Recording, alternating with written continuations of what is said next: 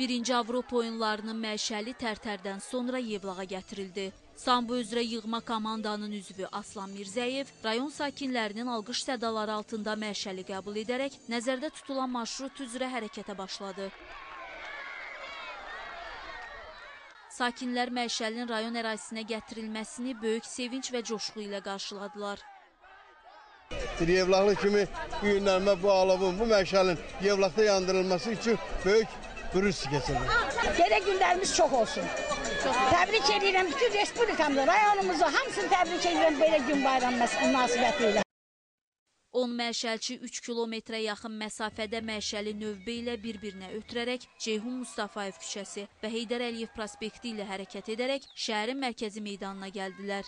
Sonuncu yürüşçü Yeni Azərbaycan Partiyası Yevlax rayon təşkilatı Gənclər Birliyinin sədri Ariz Mikailov burada quraşdırılan səhnəyə qalxaraq məşəli alovlandırdı. Və beləliklə ilk Avropa oyunlarının məşəli bu anlarda Yevlaxda alovlandı.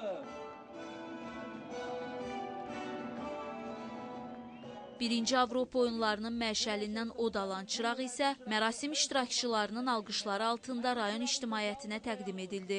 Çıraq Heydər Əliyev mərkəzində saxlanılacaq və mötəbər idman yarışları başa çatanadək yandırılacaq. İlk Avropa oyunlarının məşəli Yevlaxdan qədim Nüşabə yurdu Bərdəyə yola salındı. Elnari İbrahimova, Elşən Əhmədov, Yevlax.